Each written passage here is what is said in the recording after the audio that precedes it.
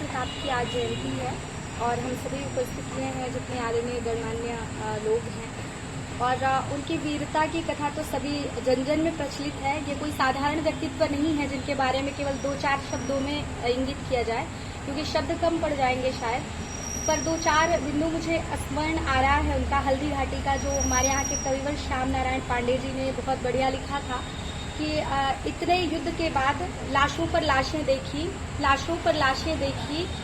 और यही नहीं कि निज शत्रु से उन्होंने निज दुर्ग धारते देखा। फिर भी उसके बाद भी वो जब हल्दी घाटी के उस निर्जन प्रांत में अपने बच्चों के साथ, रानी के साथ बैठे हुए हैं, सोच रहे थे और अपने जब छोटी बच्ची को बिलखते हुए देखा है कि वो तुतली भाषा में बोलती है। छोटी बच्ची जब भूख प्यास से व्याकुल है कई दिनों से और बोलती है कि माँ ने घासों की रोटी देकर मुझको बोला है खाने को, छोटे का पानी देकर वह बोली भग जाने को।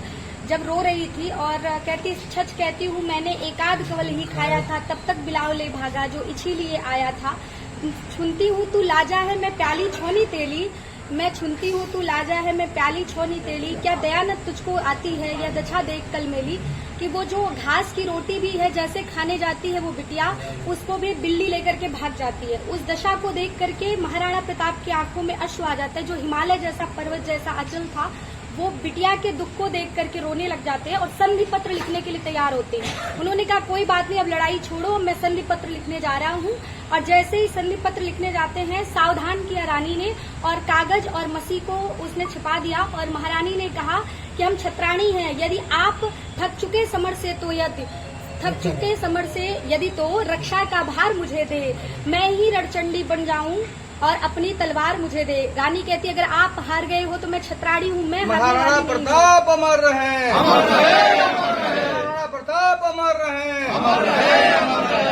तो इसीलिए महाराणा प्रताप पुनः फिर से जागृत होकर के और जो भयंकर युद्ध हुआ और कभी हारे नहीं हैं। उन्होंने अपने राष्ट्र की रक्षा के लिए अपना प्राण आहुति दे दिया, अपने बलिदान दे दिए। ऐसे महाराणा प्रताप को शत शत नमन है। जय श्रीमन नारायण। भारत माता।